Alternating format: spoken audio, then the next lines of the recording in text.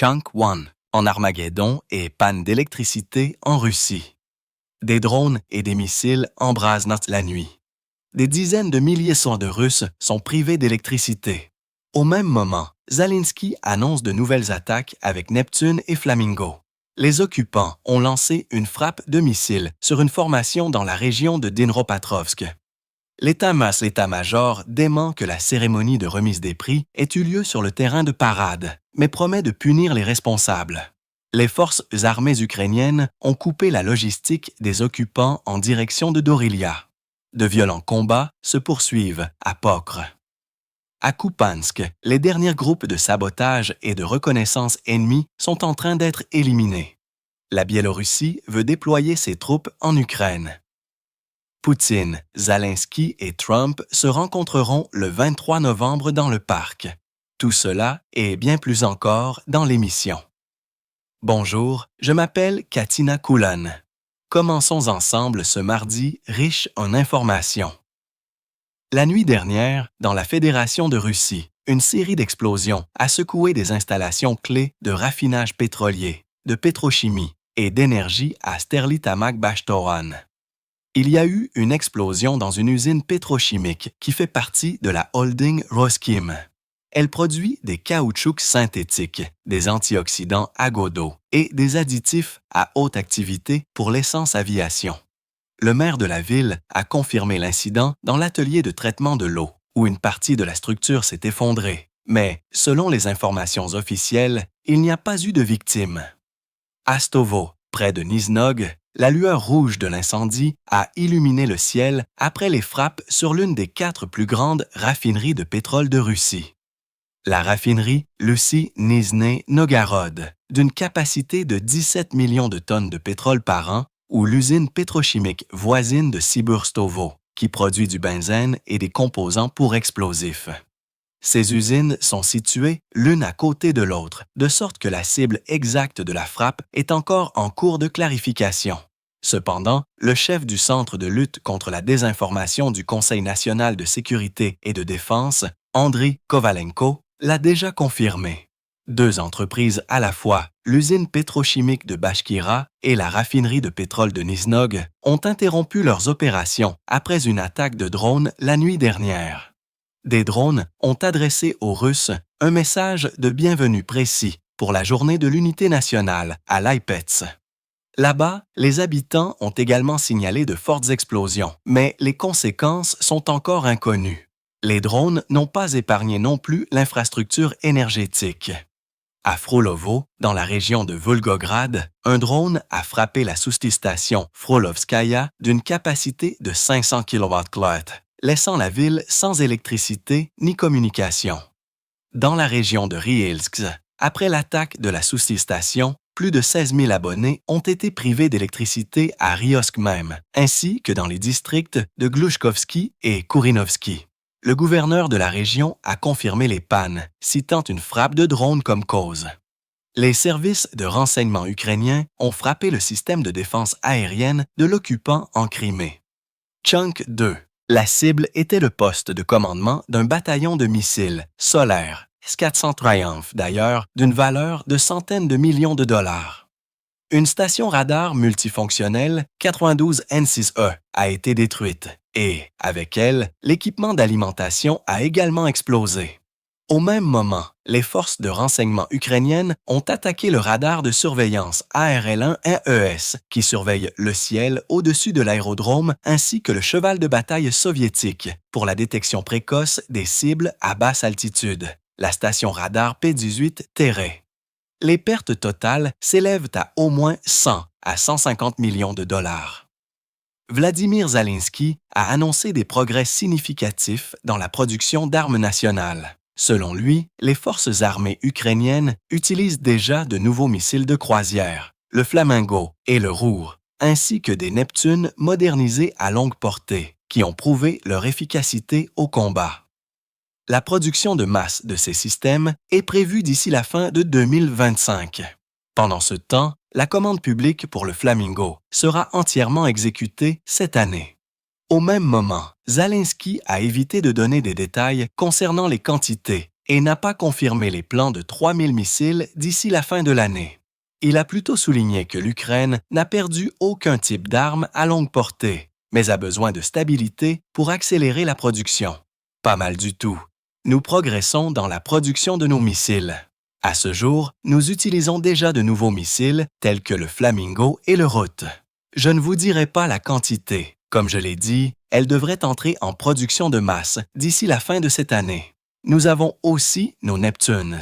Encore une fois, je ne divulguerai pas le nombre que nous avons utilisé. Nous avons utilisé différents types de missiles Neptune qui sont déjà en production de masse ici. Le Neptune standard. Je veux dire, nous avons le standard et nous avons aussi le Neptune à longue portée qui fonctionne également très bien. Au cours du mois dernier, nous avons discuté de la nécessité de communiquer en détail sur nos missiles, ainsi que sur les missiles drones comme Palonissia, Peklo, Rut et Flamingo.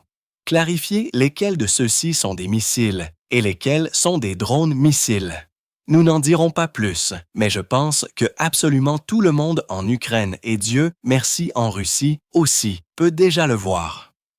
Au même moment, d'ici la fin du mois de novembre, le pays prévoit de produire 600 à 800 drones intercepteurs par jour pour contrer les Shaheds russes, qui sont devenus plus dangereux que les missiles balistiques.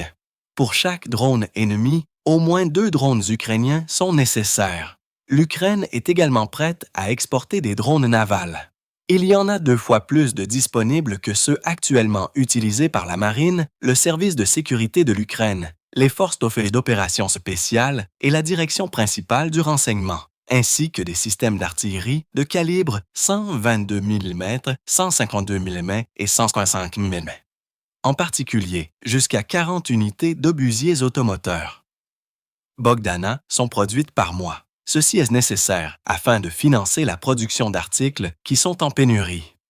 Zelensky a proposé aux partenaires un modèle de financement à 100% de la production.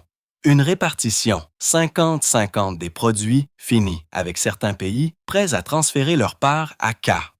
En outre, le ministère de la Défense a annoncé de nouveaux contrats pour les forces armées ukrainiennes pour une durée de 1 à 5 ans avec des conditions de service claires. Un report d'1 an de la mobilisation après 2 à 5 ans, des paiements augmentés, des primes à la signature et un ensemble d'avantages sociaux élargis. Chunk.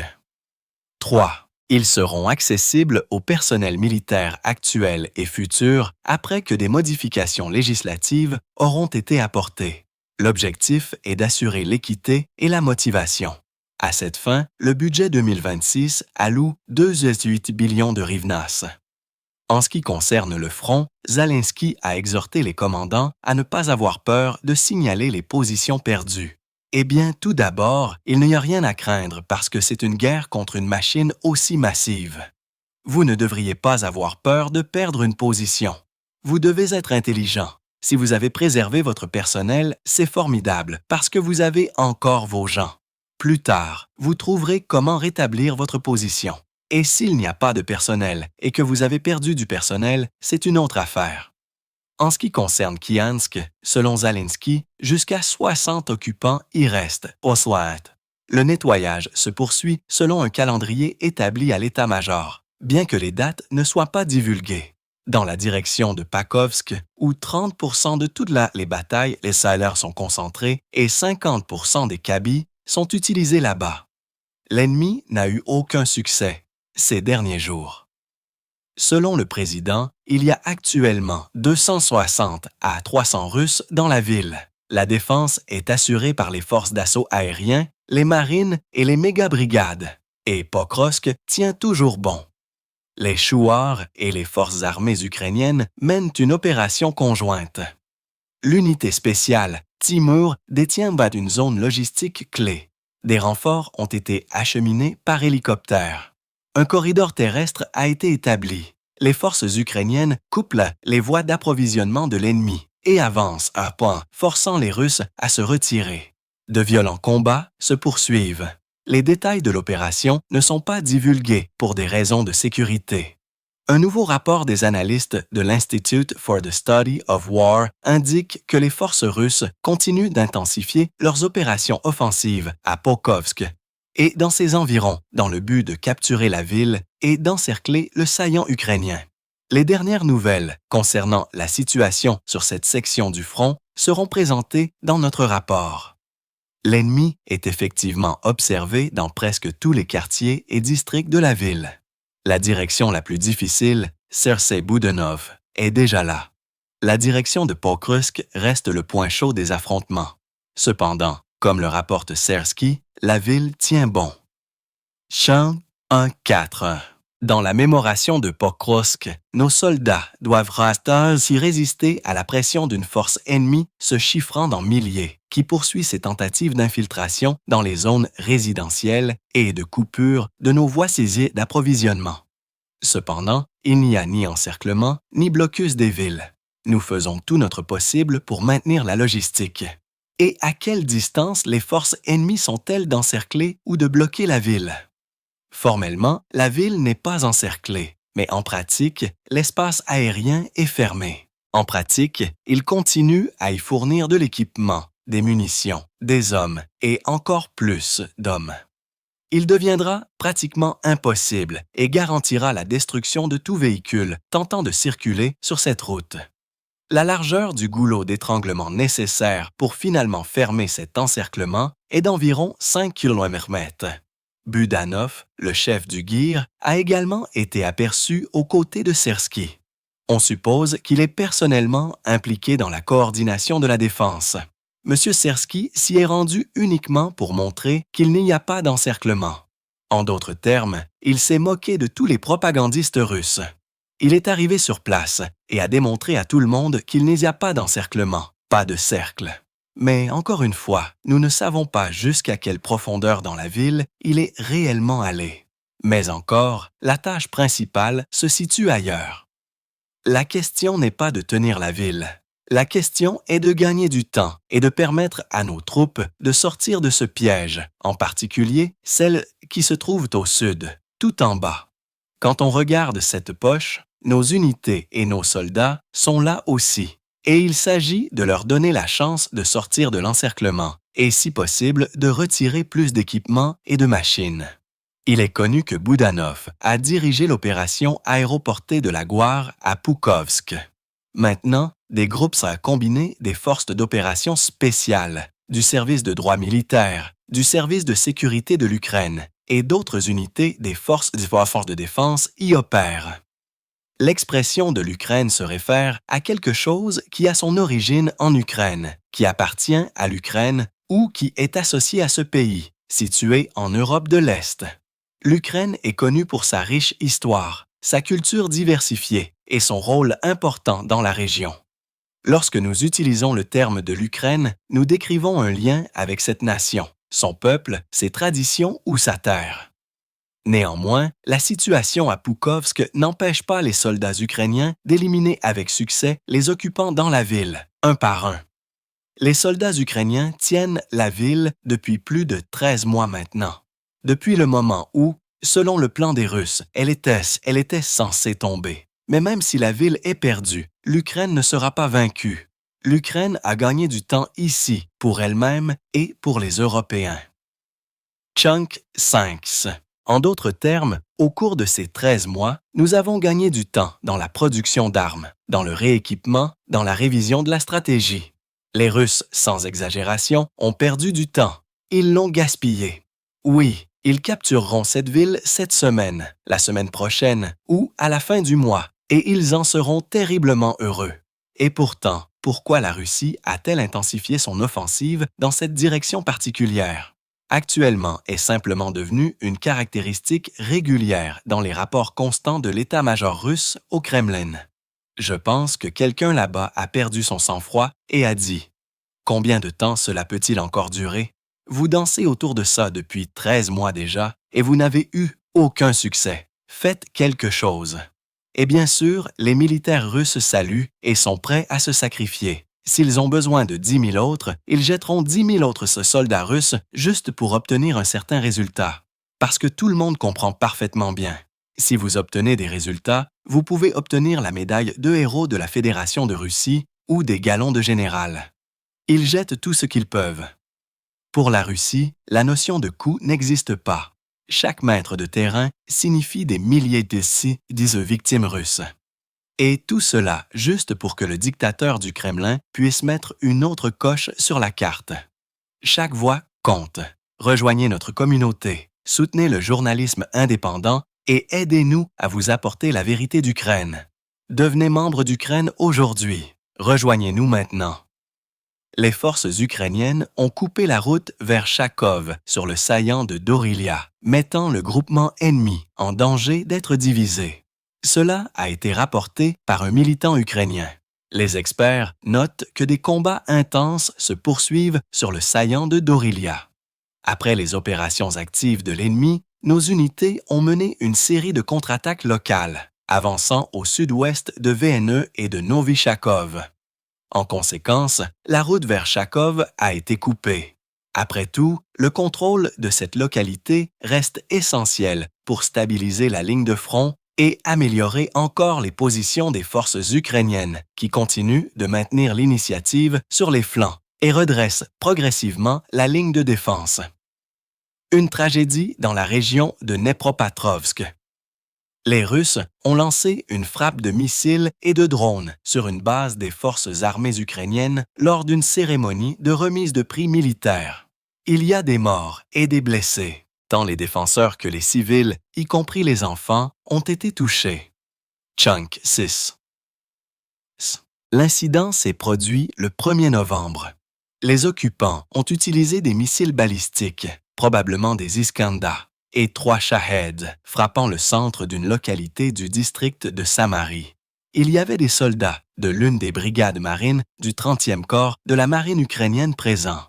Selon le journaliste de TSN, Dmytro Vietnenko, la frappe a eu lieu précisément pendant la formation des meilleurs pilotes et fantassins de la brigade pour une présentation de prix cérémoniale dans un espace ouvert en raison de l'interdiction de rassembler du personnel dans les zones à portée des missiles ennemis qui peuvent arriver en quelques minutes.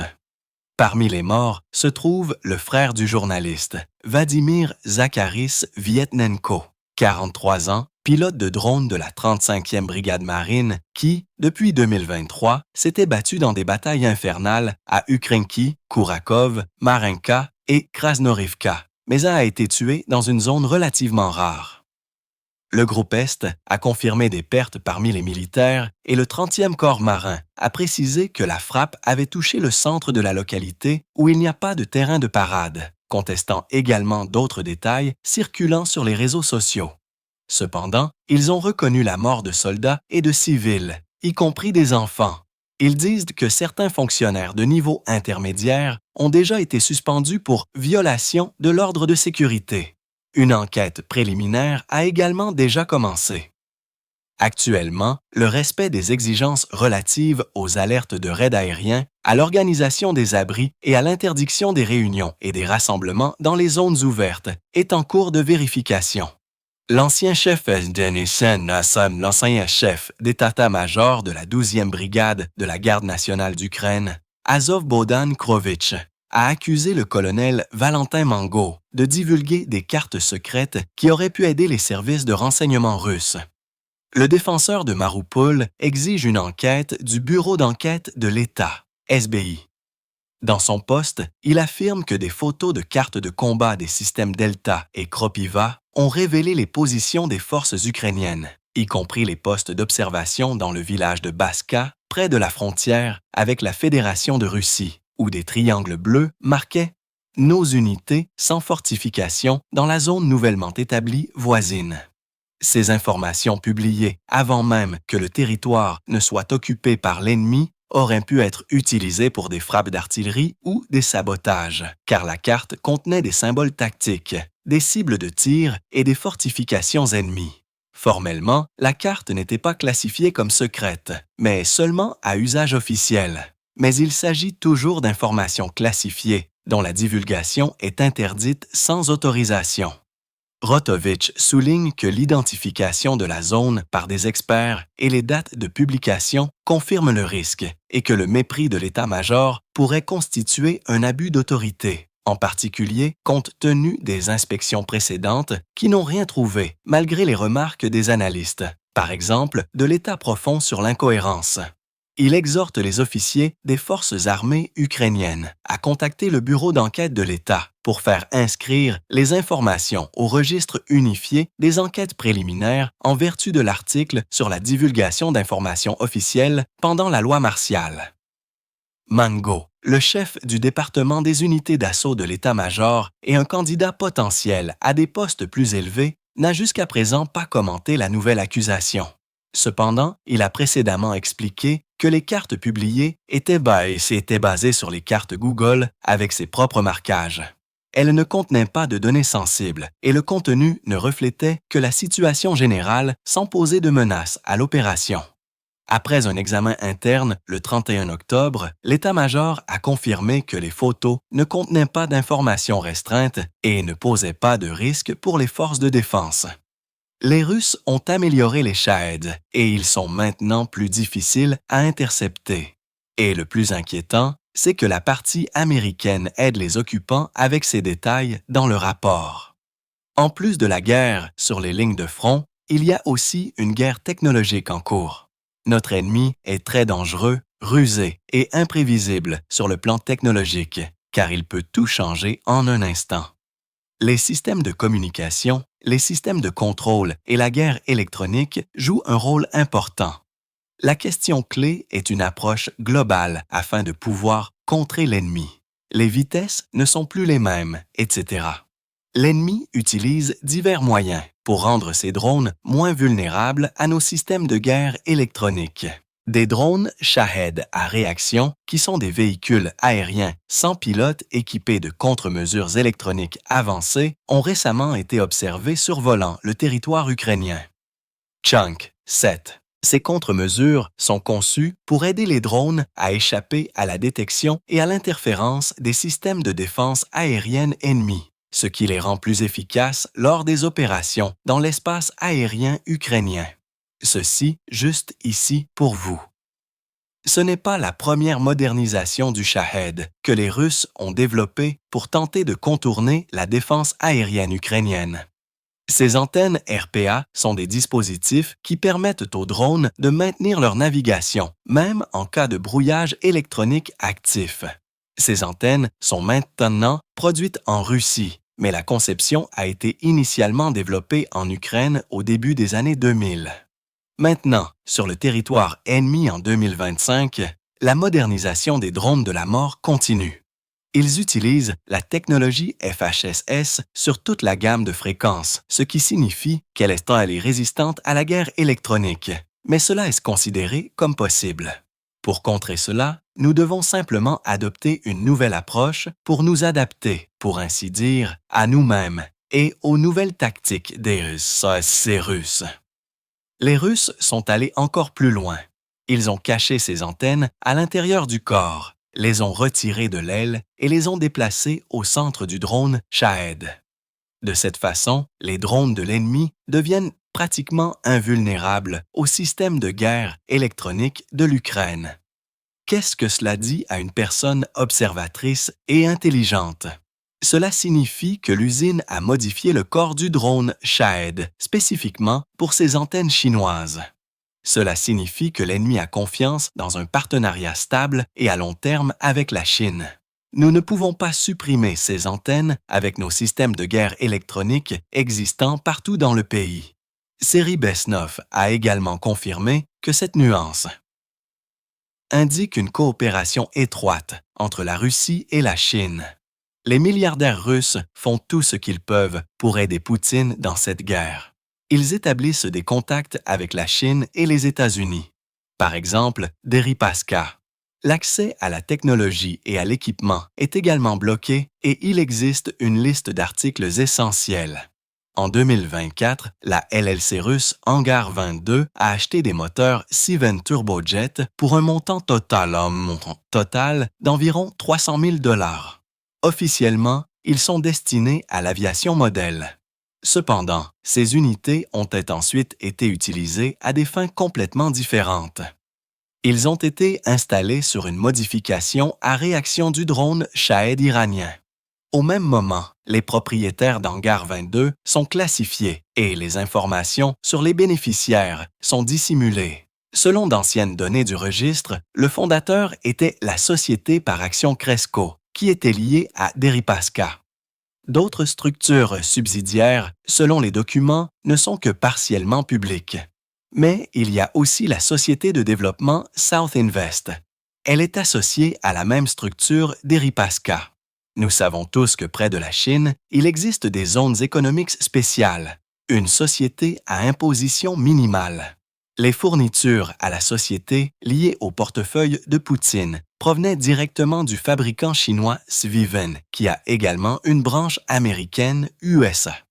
Chunk 8. Hangar 22 est déjà sous le coup de sanctions américaines. En fait, l'histoire d'Hangar est une illustration de la façon dont le complexe militaro-industriel russe, coupé des technologies occidentales, cherche des solutions de contournement. C'est ainsi qu'il coopère avec les États par l'intermédiaire de la Chine sous le couvert de la recherche scientifique. La Russie se classe actuellement au 4e rang du chiffre d'affaires commercial global de la Chine.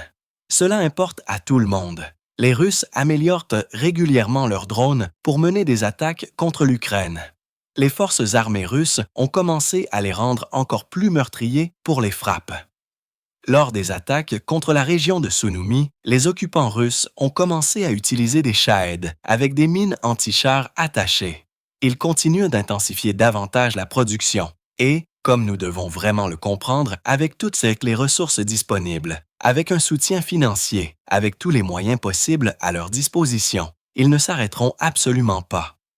Des groupes de surveillance signalent que la Russie prépare des Shahed avec des munitions au phosphore. Se trouver à moins de 150 mètres de la zone d'impact peut entraîner des conséquences mortelles. Le Kremlin mise spécifiquement sur les drones kamikazes bon marché, pas sur les missiles. Par conséquent, il prévoit d'augmenter la production de Shaheds et d'autres types de drones. Un plan a été établi pour produire au moins 36 000 drones de frappe. La partie ukrainienne ne se repose pas sur ses lauriers et continue de travailler à l'amélioration de ses propres drones intercepteurs. Et pas seulement cela, Vladimir Zelensky et Poutine auraient pu se rencontrer au sommet du G20 à Johannesburg à la fin novembre. Cela a été déclaré par le président de la Finlande, Alexander Stubb. Il n'a pas non plus exclu la participation de Donald Trump. Cependant, comme on le sait, aucune réunion n'est en préparation pour le moment. Les États-Unis et la Russie ont annulé les plans précédents de pourparlers à Budapest en raison de la position inébranlable de Moscou sur les concessions territoriales de l'Ukraine. Selon Stubb, les pays d'Asie centrale pourraient servir d'intermédiaires entre la Maison-Blanche et le Kremlin. Et le sommet du G20, du 22 au 23 novembre, pourrait devenir la plateforme idéale pour une rencontre entre les présidents de l'Ukraine, de la Russie et des États-Unis. La Biélorussie a déclaré qu'elle était prête à déployer ses soldats de la paix sur le territoire ukrainien si nécessaire et à la demande des deux parties au conflit. Le chef du département de la coopération militaire internationale et des activités de maintien de la paix du commandement des forces d'opération spéciales des forces armées, Alexander Skab, affirme que le personnel militaire barouchien est prêt à se rendre dans n'importe quelle région pour mener à bien ses tâches immédiatement après avoir reçu la décision appropriée. Plus tôt en janvier, Lysenko avait déjà proposé les soldats de la paix biélorusses comme seule option pour des relations normales entre l'Ukraine et la Russie sans les déployer sur la ligne de front. À Gdynia, en Pologne, la police a arrêté Poten, un militant anti-ukrainien et streamer vidéo de 44 ans, connu sous le pseudonyme de Nazar. Il s'est fait connaître pour avoir déchiré des drapeaux ukrainiens, publié des vidéos anti-ukrainiennes sur les réseaux sociaux et justifié l'agression russe contre l'Ukraine. Lors d'un test de dépistage de drogue, du tétrahydroquinabinol a été trouvé dans son système. Des échantillons de sang ont été envoyés pour analyse en laboratoire. L'activiste lui-même s'est comporté de manière agressive, a diffusé en direct son arrestation sur ses réseaux sociaux, a proféré des insultes contre les forces de l'ordre et, au cours de la conversation, a admis qu'il faisait du commerce de faux documents et a ouvertement exprimé son admiration pour Vladimir Poutine, le qualifiant de sauveur de l'Europe du nazisme. Chunk 9. Le bureau du procureur de Dini a immédiatement porté 6 nouvelles accusations contre Nazar pour incitation à la haine et à la discrimination fondée sur la nationalité et la religion, promotion de la violence, appel au terrorisme et soutien à l'agresseur. Le ministère italien des Affaires étrangères a vivement condamné le commentaire vulgaire fait par la porte-parole du ministère russe des Affaires étrangères, Maria Zakharova, concernant l'effondrement partiel de la tour de Conti médiévale au centre de Rome. Ils ont convoqué l'ambassadeur de Russie en Italie pour une protestation officielle. Zakharova a cyniquement lié l'effondrement au soutien militaire à l'Ukraine, déclarant que tant que le gouvernement italien continuerait à gaspiller l'argent des contribuables, l'Italie s'effondrerait complètement de son économie à ses tours. À Rome, ces paroles ont été qualifiées de méprisables et de dérangeantes, confirmant les profondeurs de vulgarité dans lesquelles la direction russe a plongé.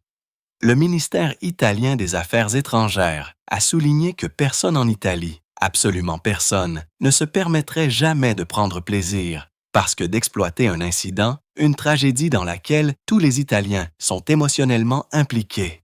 L'Italie exprimera toujours, en toutes circonstances, sa solidarité et son amitié avec ceux qui sont plus faibles ou en difficulté, ceux qui sont attaqués. C'est précisément pourquoi elle soutient le peuple ukrainien. L'effondrement s'est produit le 3 novembre lors de travaux de restauration aux Forums impériaux. Une partie d'une tour de 35 mètres du XIIIe siècle, l'une des plus anciennes de Rome, s'est effondrée lors du renforcement des murs, ensevelissant 5 ouvriers sous les décombres. Au début, seules 4 personnes ont été sauvées et un homme de 66 ans a été sorti vivant seulement après plus de 10 heures grâce aux efforts combinés de 140 sauveteurs, pompiers et archéologues. Pendant ce temps, les propagandistes Z ont commencé à préparer les Russes à un fiasco dans la guerre. Pour connaître les principales tendances et les derniers développements dans le domaine de la propagande du Kremlin, voici Yeva Nikolachi. Les propagandistes russes et les atriotes sont au stade de l'acceptation. Même si nous parvenons à une sorte d'échange et obtenons bien juste la dernière partie de la région de Daetsk, en gros, ce sera toujours une situation très ambiguë, un résultat très peu triomphant. Maintenant, même sur Rosia TV, il parle d'échec au front. Eh bien, ça fait déjà 3 ans et demi. Il a raison. Il y a eu une campagne. Nous étions déjà à Berlin dans environ 4 ans. Où sommes-nous maintenant, Snena? Seulement 20% du territoire a été libéré. Eh bien, nous devons être honnêtes. Les experts se moquent des rapports audacieux du ministère russe de l'agression concernant les avancées de l'armée russe le long de la ligne de contact. Et aussi juste pour clarifier, permettez-moi de souligner et de m'assurer que tout est absolument clair. Ils déclarent ouvertement que la soi-disant opération militaire spéciale, nous avons déclaré que nous ne changeons pas les objectifs qui ont été fixés. Mais, à mon avis, si quelqu'un est intéressé, il me semble que tout se dirige vers la Russie, acceptant probablement ce qu'on appelle un accord. Un accord implique toujours un compromis, et un compromis signifie revenir sur les objectifs et les intentions qui avaient été déclarés précédemment. Pour être juste, tout cela n'a pas encore été mentionné sur les chaînes fédérales. Sur ces chaînes, comme avant, tout tourne autour de la victoire. Chunk 10. Mais comme il n'y a vraiment rien à dire sur le front, il montre les portes du Kremlin avec le panneau bibliothèque, la bibliothèque personnelle du chef de l'État russe. Les propagandistes du Kremlin travaillent sans relâche pour montrer comment le tsar se soucie de son peuple. Soi-disant, il se souvient de chaque soldat et conserve des cadeaux mémorables dans sa bibliothèque personnelle. Une attention particulière est accordée à la bannière de la 165e brigade marine séparée. Cette brigade est connue pour avoir commis des crimes de guerre à Boua, Hostel et Penn. Nouvelles étagères en décembre. Ils nous ont donné ceci et ont demandé que cela soit conservé ici dans la salle ronde de la bibliothèque spéciale. Je l'ai spécifiquement apporté avec moi. Considérons ceci comme la bannière de la 155e brigade marine de la flotte du Pacifique. Ici, tous les drapeaux de combat de nos combattants qui se battent maintenant pour la patrie le long de toute la ligne de contact sont représentés. Pendant ce temps, la chanteuse Yulka a décidé de complètement se distancer de l'Ukraine afin que rien dans la Russie de Poutine ne rappelle à personne ses origines. Le truc, c'est que Yulka est originaire du Djarat, mais depuis le début de la guerre à grande échelle, elle est restée silencieuse. Cependant, sa position était claire. Elle vivait en Russie et continuait à donner des concerts, et personne en Ukraine ne l'attendait. Mais maintenant, Yulka, également connue sous le nom d'Elizaveta Ivans, a décidé de rompre complètement les liens avec sa patrie. Merci. Même dans ses tournées chansons, la chanteuse a supprimé la mention de Boris Bill de son tube Prose et a interprété une version visiblement modifiée de la chanson à Moscou. Au fait, en parlant de chansons, la dernière tendance du régime du Kremlin est d'influencer les enfants à travers la musique directement dans les écoles et au niveau officiel. En novembre, les élèves d'aller sont soumis à la propagande à chaque pause. Les pauses scolaires en novembre auront lieu sur une musique dédiée à la Journée de l'Unité nationale. Les élèves entendront des chansons patriotiques modernes sur l'amitié, le soutien mutuel et l'amour de la patrie. Une femme ukrainienne a partagé une histoire touchante.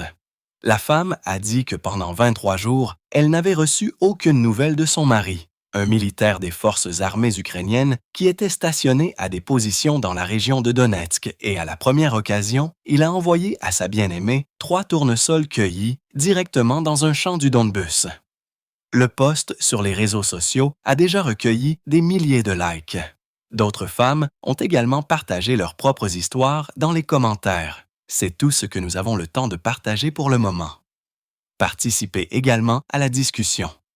Appuyez sur le bouton « J'aime » sous cette vidéo. Laissez vos commentaires et abonnez-vous à notre chaîne pour ne pas manquer les nouvelles les plus intéressantes. À la prochaine!